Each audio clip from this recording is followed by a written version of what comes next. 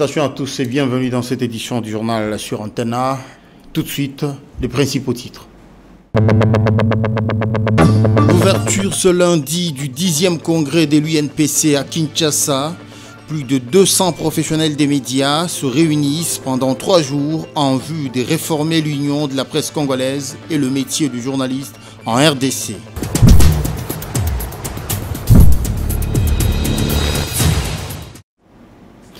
Salutations à tous et bienvenue dans cette édition du journal. Je vous le disais, plusieurs journalistes venus des 4 coins du pays sont réunis pour 3 jours au centre Nganda à Kinshasa dans le cadre du 10e congrès de l'UNPC, Union nationale de la presse congolaise. Ces congressistes ont pour mission d'élire un nouveau comité de l'UNPC, mais aussi de procéder à des réformes concernant la profession. Suivez. Plus de 200 professionnels de médias se réunissent ici au centre Nganda. Objectif, réfléchir sur comment rendre salubre le milieu de la presse congolaise. Les congressistes sont issus des différentes fédérations provinciales de l'UNPC et de Kinshasa. Élargis aux associations des opérateurs de prise de vue et autres techniciens de médias, ce congrès a plusieurs objectifs qui visent en un mot la renaissance de l'Union. Le programme d'assises sont en partie un prolongement des états généraux de la communication et des médias, inauguré par son Excellence Monsieur le Président de la République au cours de l'année 2022. En effet, l'une des recommandations formulées par les participants lors de ces états généraux, qui se sont d'ailleurs tenus en ce même lieu, a consisté dans le vœu de l'organisation urgente d'un congrès dont l'objectif primordial serait celui de faire naître l'Union. Le ministre des tutelles, Patrick Mouyaya, représentant du chef de l'État à ces assises, a rappelé que l'État congolais est résolument engagé à faire sa part dans la salubrité médiatique voulue par le chef de l'État et invite les professionnels de médias à faire la leur. Au terme de ce congrès, nous pourrons tous nous engager à la vulgarisation de la loi pour que personne n'en ignore les contenus. Vous pouvez donc voir que l'État a pris la responsabilité de faire sa part, par les passés dans l'organisation et le fonctionnement de l'Union, afin d'en tirer les leçons, de les corriger définitivement aujourd'hui. Cela garantirait des lendemains meilleurs pour ces corps de métier, appelés à retrouver ces lettres de noblesse en jouant véritablement son rôle de 4e pouvoir au sein de notre société. Ouvert ce 17 septembre, ce 10e congrès de l'UNPC qui se clôture le 19 septembre prochain devra aussi élire les membres du bureau du prochain mandat. Sachez aussi qu'à l'issue de l'ouverture solennelle de ce congrès, quelques journalistes congressistes ont donné de la voix. Ils attendent donc de ce congrès des résolutions à même de pouvoir débarrasser la corporation de toutes les tares. Suivez. La tenue de ce 10e congrès valait la peine pour essayer un peu de laver tout ce qu'il y a comme problème dans la presse. Donc la presse a connu beaucoup de problèmes ces 5 dernières années. Et déjà, les états généraux de la communication avaient déjà fait un diagnostic amer sur la presse. Donc il y avait moult dérapages qui ont fait exploser même les cadres réglementaires. Et voilà, il fallait qu'on tienne ce congrès pour essayer de mettre de l'ordre dans la maison afin que... Réellement les attentes de Renaissance. Vous savez que je représente Journalistes pour l'unité et la paix. Nous avons appelé à l'unité, à la renaissance de la profession, quitter la malédiction qui fait que tout change au sein de la presse congolaise alors que dans le congrès rien ne change et que nous puissions exorciser cette malédiction qui fait que la médiocrité soit l'apanage de la presse congolaise. Nous attendons à ce que nous puissions élire un profil de managers, de leaders capables de pouvoir relever la pente. L'UNPC devienne cette organisation fêtière du monde des médias et qu'elle s'assume comme structure d'autorégulation. Je crois qu'à travers ce congrès, tous les journalistes doivent être heureux de pouvoir porter leur voix Et particulièrement pour nous, les Nord Kivu, nous souhaitons que de ces congrès, on dise aussi, voilà, nous journalistes, nous devons contribuer à la pacification de notre pays. Et puis, en itinérance, en plein cœur de Kinshasa ce lundi, le chef de l'État, Félix Tshisekedi, a visité l'école Kamina à Yolo Nord, dans la commune de Kalamou. Il a personnellement constaté l'effectivité de la reprise des cours et a échangé avec les élèves. Suivez. 7h30, ils sont là pour apprendre. Ces élèves de l'école Kamina de Yolo Nord, dans la commune de Kalamou, ont repris les chemins de l'école depuis le 2 septembre, date officielle arrêtée par le gouvernement. Papa est le chef de la famille. Le président de la République est venu rendre visite à ces jeunes élèves de l'école Kamina, première école officielle du pays, construite en 1945. À son arrivée, le président Félix Tshisekedi était ovationné par tous les habitants du quartier sortis pour l'accueillir.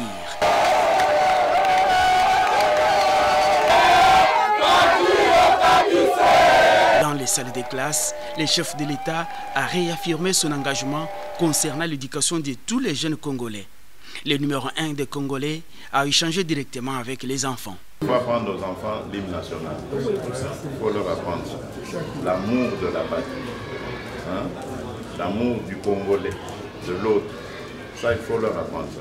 Il faut enlever dans la tête des enfants les histoires de tribalisme, de quoi. Il faut enlever ça. Il faut leur dire qu'ils sont tous frères et sœurs congolais. Ils appartiennent à une même famille, le Congo. Vous avez entendu les enfants? On ne vous met pas d'autre chose en tête. Hein? Accompagné de la ministre de l'Éducation nationale, le président de la République a pris langue avec les corps enseignants pour se rendre compte de leurs conditions sociales.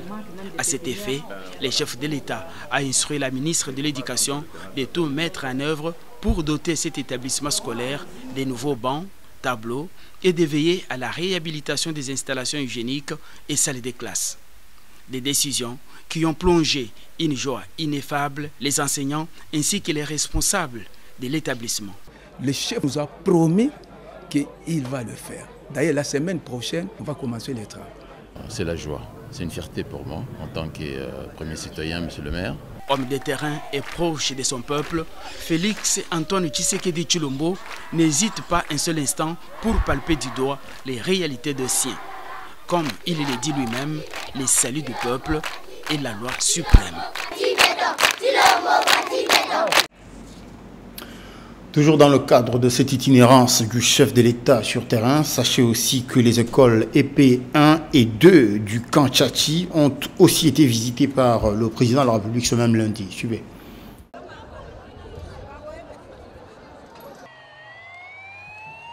Après de longues minutes d'attente, voici enfin la délivrance. Le moment tant attendu par ses élèves. C'est historique. Le président Félix Antoine Tshisekedi Tshilombo visite les écoles EP 1 et 2 du camp Tchachi.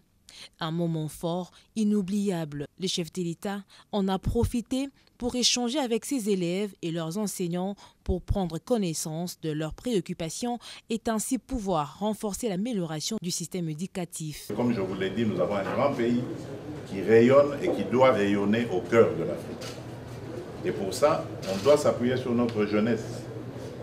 Voilà pourquoi nous nous impliquons pour vous former, pour que vous n'ayez aucun complexe vis-à-vis des autres, que vous soyez fiers de votre pays et que vous continuez à le bâtir avec les générations qui viendront après vous. Comme le stipule l'article 43 de la Constitution actuelle de la RDC, loin d'être un simple slogan, la gratuité des études primaires est de mise ici pour les enfants de militaires. Avec la gratuité de l'enseignement, tous les enfants vont à l'école, même ceux qui restaient à la maison. Et vous voyez qu'il y a beaucoup d'enfants dans des salles de classe. Nous remercions le président de la République, Félix Antoine Tshisekedi Tshilombo, qui a pensé aux enfants des militaires de réhabiliter l'école parce qu'avant, les enfants se mettaient au sol. Ils n'avaient pas de bancs, même des tableaux. Je suis content de cette école parce que c'est très bien. Au total, 1214 élèves ont été enregistrés cette année à l'EP1 et 2 Tchachi, dont 610 filles. Le chef de l'État a clos sa visite à l'école technique ITP Tchachi. Environ 1600 élèves vont bénéficier d'une formation purement technique dont 5 options, à savoir la mécanique générale, automobile, l'électricité générale, construction et électronique.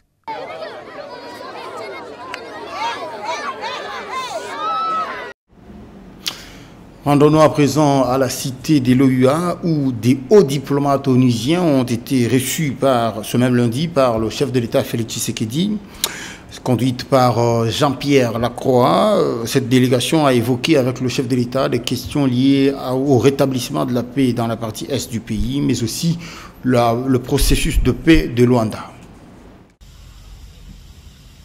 Conduisant une importante délégation de diplomates onusiens auprès du chef de l'État, Jean-Pierre Lacroix, secrétaire général adjoint des Nations Unies chargé des opérations de paix, a évoqué avec le président de la République la situation sécuritaire dans l'est de la RDC. L'évolution du processus de Luanda était au cœur de cet échange. L'ONU soutient ce processus diplomatique dirigé par le président angolais João Lourenço.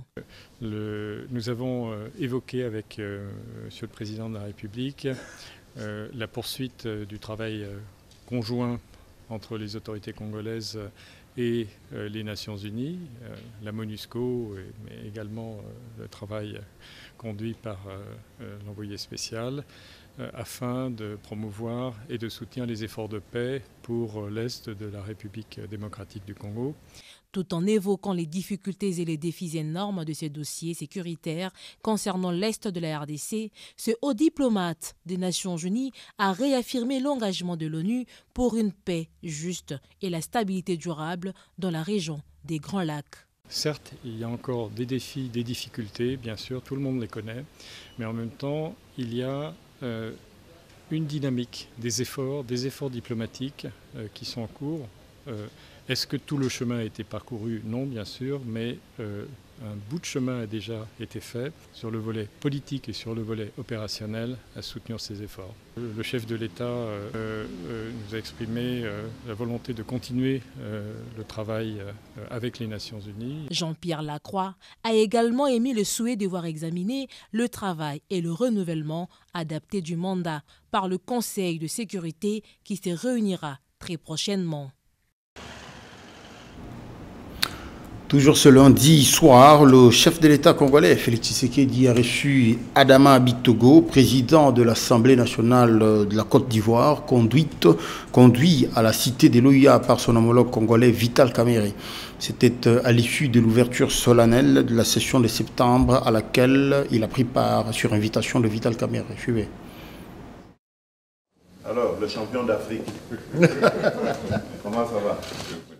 Présent à Kinshasa, suite à l'invitation de son homologue Vital Kamerhe pour participer à la cérémonie inaugurale de la session parlementaire de septembre 2024, l'honorable Adama Bictogo, président de l'Assemblée nationale de Côte d'Ivoire, a été reçu ce lundi soir par le chef de l'État. Le speaker du Parlement ivoirien était porteur d'un message de salutation fraternelle du président de la République de Côte d'Ivoire, Alassane Ouattara, à son homologue et frère congolais Félix Antoine Tshisekedi Tshilombo. Le président de la République nous a reçus et l'aisance avec laquelle il nous a reçus, nous avions l'impression de le connaître depuis 20 ans. Parce qu'il recevait ses frères de Côte d'Ivoire, mais il recevait surtout des émissaires du président Alassane Ouattara. Et pour lui, c'était très important. Donc nous sommes venus lui témoigner toute l'affection, la fraternité du président Alassane Ouattara. Devant le parlementaire congolais ce lundi, Adama Bictogo a rassuré du soutien de son pays au peuple congolais face à la situation sécuritaire dans la partie est de la RDC. Le soutien que mon homologue Bictogo a apporté à notre pays et qui a entraîné la vague de soutien des autres États présents à l'Assemblée des pays francophones à Montréal, c'est quelque chose d'inoubliable. Et aujourd'hui, il a été clair devant la représentation nationale, devant les députés nationaux, dignes et légitimes élus du peuple. Il a dit clairement qu'il est venu pour dire au peuple congolais que la Côte d'Ivoire est à côté de ces populations de l'Est qui souffrent des affres de la guerre. Le président de la Chambre basse du Parlement ivoirien a été désigné par tous les présidents de parlements francophones pour conduire une grande délégation dans les pays africains en situation de crise sécuritaire, notamment au Burkina Faso, au Mali, au Niger, en République démocratique du Congo et au Sud-Soudan, afin d'y apporter la contribution de la diplomatie parlementaire. Et puis, sachez aussi que le vice-premier ministre en charge de l'Intérieur, Jacquemain Chabani, a procédé à l'inauguration de quelques sous-commissariats du district de Funa. C'était ce mardi 17 septembre 2024 et en présence de son vice-ministre et du commissaire divisionnaire principal de la police nationale, le général Alonga Boni. Suivez. Il a promis, il l'a fait. Le patron de la sécurité, Maître Chabani Louko Jacquemain, a inauguré 3 sous-commissariats modernisés dans le district de la Funa. Cette promesse se matérialise un mois après sa descente sur terrain le 17 août dernier, dans le cadre de la visite d'inspection des sous-commissariats dans le même district. Accompagné de la vice-ministre de l'Intérieur Eugénie Thiela et quelques élus du district de la Funa, Maître Chabani Louko a d'abord étreigné le sous-commissariat de Elengesa situé au croisement des avenues Gambela et Ngiringiri. Minimisant tout protocole et escorte, le patron de la sécurité va longer l'avenue Ngiringiri jusqu'à son croisement avec l'avenue Elengesa pour inaugurer les sous-siat Ngunza avant celui des Mbolé situé sur l'avenue Kimwenza au quartier Yolo Nord. Ces 3 sous-commissariats contiennent 2 bureaux administratifs, 2 cachots et toilettes. Maître Chabani Louko Jacquemain a remis les clés de ces bureaux de proximité de la police au commissaire divisionnaire principal, le général Alonga Boni. Ce qui traduit la volonté et la détermination du patron de la sécurité d'améliorer les conditions de travail de la police nationale congolaise afin de la permettre de remplir sa mission de sécuriser les personnes et leurs biens. Ce projet de modernisation de Soussiat va se poursuivre jusqu'à atteindre les objectifs assignés. Autre chose à présent, sachez que le discours prononcé par le président de l'Assemblée nationale, Vital Kamerhe, lors de l'ouverture solennelle de la session de septembre, a fait réagir plusieurs élus, parmi lesquels l'honorable Etina Mayamba. Suivez. Pour cette session ordinaire de septembre 2024 qui est essentiellement budgétaire, l'appel du président de l'Assemblée nationale, Vital Kamerhe, aux députés nationaux a veillé à ce que le budget reflète une réponse adaptée aux attentes de la population, rencontre l'assentiment des élus de la Tchangou dont la population manque de tout. Dans son discours, il a mentionné l'importance de donner accès à certains services de base. Il a précisément cité la fourniture en eau, parce que comme vous pouvez le voir, vous pouvez le constater, il y a une prolifération de forages ça et là. Il a interpellé directement la régie des eaux à jouer son rôle. Il a parlé de la problématique de la pauvreté, il a parlé de beaucoup d'autres choses qui feront en sorte que nous puissions vraiment donner à notre peuple ce qu'il attend de nous. Vous savez, la pauvreté est endémique, le peuple congolais souffre. Le peuple congolais meurt. Il a parlé même de l'insécurité en mentionnant nommément le phénomène Koulouna qui est le banditisme urbain.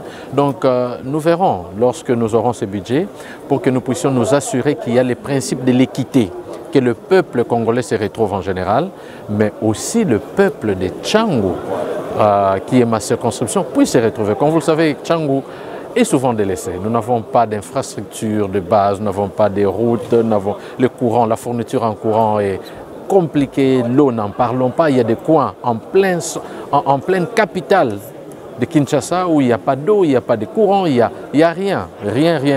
Alors ce sera l'occasion pour nous de discuter de tous ces points afin que notre peuple se retrouve. Il faut noter que cette plénière s'est tenue en présence de plusieurs autorités du pays, dont la première ministre, accompagnée de tous les membres de son gouvernement.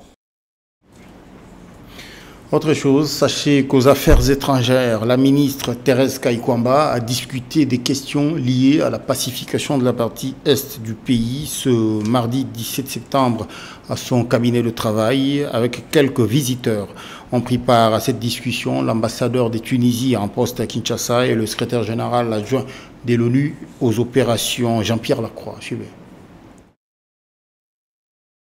La ministre d'État, ministre des Affaires étrangères, coopération internationale et francophonie Thérèse Kaikwamba Wagner a reçu lundi dans son cabinet de travail l'ambassadeur tunisien en RDC. Cette rencontre était axée essentiellement sur les relations bilatérales qu'entretiennent les deux pays. Pour les diplomates tunisiens Eratoum, il faudrait renforcer la coopération et privilégier les visites de haut niveau entre responsables de deux pays afin de donner une nouvelle impulsion à cette dynamique. Et ça a été une opportunité pour rappeler l'obligation de la tenue de la seconde session de la grande commission mixte qui ne s'est pas tenue depuis 1989. Cette rencontre était aussi une opportunité idoine pour que j'attire l'attention à Madame la Ministre que l'importance accorde la Tunisie au dossier Sotuisa, la société tuniso-zaïroise. J'ai essayé de convaincre Madame la Ministre de mettre de son poids pour apporter une solution heureuse à ce dossier. Toujours dans la même journée, Thérèse Kaikwamba Wagner a reçu le secrétaire général adjoint des opérations de paix des Nations Unies, Jean-Pierre François Renaud. Avec lui, ils ont parlé de la situation sécuritaire qui prévaut à l'est de la RDC, qui reste une question prioritaire pour les Nations Unies. C'était une occasion importante de discuter la manière dont les Nations Unies, notamment la MONUSCO, peuvent continuer à soutenir la République démocratique du Congo et plus spécifiquement aujourd'hui les efforts de paix qui sont conduits sous les auspices de la facilitation de l'Angola. Accompagné de la représentante spéciale du secrétaire général des Nations Unies, Bintou Keïta, le secrétaire général adjoint des Nations Unies aux opérations de paix a souligné leur engagement permanent à l'amélioration de la situation grâce à des mécanismes politiques et opérationnels. Et puis, rendons-nous à la Chopo où une double cérémonie a eu lieu ce lundi à l'UNIKIS, à l'université de Kisangani dans la province de la Chopo. Il était question de clôturer l'année académique, mais aussi de procéder à la collation des grades académiques. Cette activité a été présidée par le gouverneur de province, Paulin Lendongolia, qui représentait la ministre nationale des LSU. Ils sont 668 lauréats, 377 licenciés de l'ancien système, 161 bachelors issus de la réforme LMD, 4 ingénieurs en agronomie, un master en conservation de la biodiversité, 20 pharmaciens et 7 médecins à être lancés dans le marché de l'emploi par l'université de Kisangani. Au cours de la cérémonie de la clôture de l'année académique 2023-2024 et de la collation des grades en l'amphithéâtre de l'université de Kisangani, le professeur ordinaire Jean-Faustin Bongelo, recteur de l'UNIKIS, se réjouit de l'effort fourni par les comités de gestion pour le respect du calendrier académique réaménagé par les ministres de l'enseignement supérieur et universitaire avant de rappeler à l'assistance la mission que joue l'université dans la société. Le résultat est une année académique quasiment et exceptionnellement positive que nous clôturons ces jours. Concernant la coopération, l'université de Kisangani continue de rayonner et d'assumer son leadership, non seulement dans la conférence des chefs d'établissement de l'ancienne province orientale, mais aussi bien et de gestion, médecine et pharmacie, sciences, gestion des ressources naturelles et renouvelables, sciences de l'information et de la communication, école supérieure de l'hôtellerie et du tourisme, ainsi qu'école supérieure de pêche et agriculture. De retour à Kinshasa, du 13 au 14 septembre, le centre Wallonie-Bruxelles de Kinshasa a vibré au rythme de la rentrée littéraire. Plusieurs écrivains venus de l'intérieur du pays et d'ailleurs ont répondu présents à cet appel scientifique, ramenant avec eux une panoplie d'œuvres, parmi lesquelles livres, revues, romans et bien d'autres, nous dit Ben Limbois. C'est ce samedi 14 septembre que les rideaux de la rentrée littéraire ont baissé au centre Wallonie-Bruxelles de Kinshasa, et ce, sur une note positive. Venus de partout, les artistes ont répondu favorablement à cet appel scientifique, avec à la clé une panoplie de livres, revues, romans et expositions d'œuvres d'art. Pour sa part, l'artiste Patrick Takama est revenu sur la riche et brillante carrière artistique de Norbert Mikanda Mobiem, l'un des premiers dramaturges congolais mort en 1994. En tant que tel, Norbert Mikanda s'inscrit dans un microcosme du théâtre congolais exécuté en français. Parce que c'est un grand nom, donc ça va de soi. Et surtout parce que je cherchais à faire un numéro spécial théâtre. Et c'est la plus grande figure du théâtre contemporain au Congo.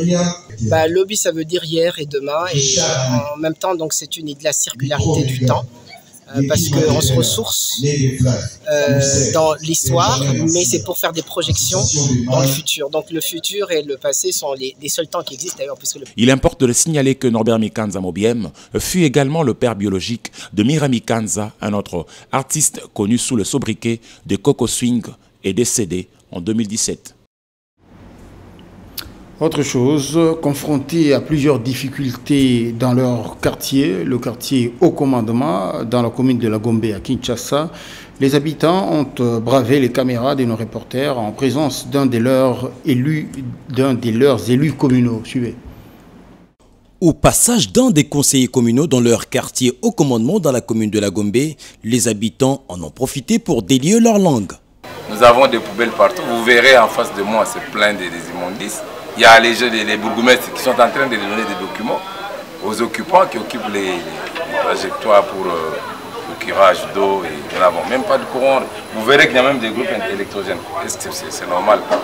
On est par semaine le courant une fois et on vous facture comme si vous avez le courant toute une semaine.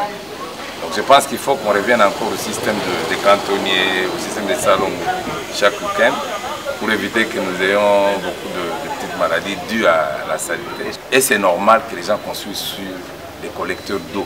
L'un des élus promet de porter leur doléance au conseil communal afin d'y apporter des solutions. Il était essentiel pour nous de descendre auprès de notre base pour échanger et aussi nous enquérir des situations qui se passent au niveau de notre base. Et nous sommes très heureux de communier avec notre base. Et là, nous avons été saisis de plusieurs dossiers au niveau de notre population. Nous avions compris qu'il y a plusieurs problèmes qu'il faudrait qu'on soumette au niveau de notre conseil, entre autres sur le plan sécuritaire et la fourniture de l'électricité, l'eau, il y a tellement d'histoires, l'assainissement de nos avenirs. Depuis un certain temps, même certaines communes dont la ville de Kinshasa, comme celle de la Gombe, est réputée sécurisée et bien desservie en électricité et en eau potable, vivent tout le contraire. Les conseils communaux ont du pain sur la planche. Rendons-nous à Brazzaville où le 28 septembre prochain, la Fédération de basketball de la République du Congo élira son président qui aura lieu à Brazzaville. L'unique candidat à ce poste a dévoilé aujourd'hui sa vision pour ce sport encore sous sanction internationale, nous dit Drochungolo, notre correspondant à Brazzaville. C'est de lui qu'il s'agit. Il est candidat unique à la succession de Bruno Jean-Richard Etoile, président sortant. Acteur connu de ce milieu pour son engagement et sa passion pour cette discipline, Fabrice Makaya Matev entend redorer le blason du basketball et redonner espoir aux amoureux de la balle au panier. Si le basketball ne se porte pas bien à l'intérieur, c'est parce qu'ils sont en manque d'encadrement. Donc nous allons nous atteler à faire en sorte que nous formions des cadres, des entraîneurs surtout. Et nous irons aussi dans les établissements scolaires. Parce que le sport, nous devons le commencer dès le bas âge. Donc ça rentre dans le cadre de notre projet de développement. Faire rayonner cette discipline sportive en la restructurant pour un espoir à l'échelle mondiale est l'objectif primo de ce candidat. Une fois élu à la tête de cette fédération pour l'Olympiade 2025-2028, Fabrice Makaya Matev promet mettre sur pied un programme de relance répondant aux normes internationales. Depuis 2017, notre basketball est sous la sanction de FIBA. Nos enfants n'ont pas eu la chance d'aller en compétition internationale. Et c'est donc notre axe prioritaire. Nous allons donc renouer avec les institutions internationales, FIBA Afrique et FIBA Monde, pour que, au plus vite, nous trouvions une solution. Président de la Ligue de Brazzaville entre 2008 et 2023, Fabrice Makaya Matev invite les basketteurs à intégrer sa vision, laquelle, selon lui, élevera ce sport et permettra à ses athlètes d'être mieux performants. C'est ainsi que s'achève cette édition du journal. Merci à vous d'avoir été de nôtre, mais voici le rappel de titre. l'ouverture ce lundi du 10e congrès de l'UNPC à Kinshasa, plus de 200 professionnels des médias se réunissent pendant 3 jours en vue de réformer l'union de la presse congolaise et le métier de journaliste en RDC.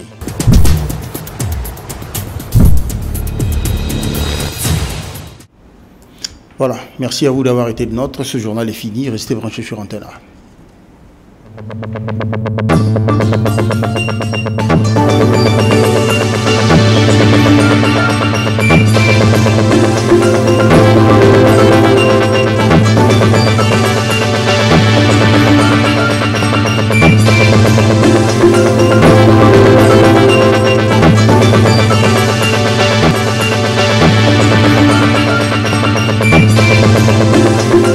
Monsieur Théo Bokimi-Balé est à la recherche de sa belle-sœur, Wivine Kieki, portée disparue et injoignable par téléphone depuis le jeudi 12 septembre 2024. Il prie toute personne qui détiendrait des informations susceptibles de l'aider à la retrouver de le contacter au numéro +243 89 85 54 750 ou au +243 81 68 97 249. Monsieur Théo Bokimi-Balé est à la recherche de sa belle-sœur, Wivine Kieki, portée disparue et injoignable par téléphone depuis le jeudi 12 septembre 2024. Il prie toute personne qui détiendrait des informations susceptibles de l'aider à la retrouver de le contacter au numéro +243 89 85 54 750 ou au +243 81 68 97 249. Monsieur Théo Bokimi-Balé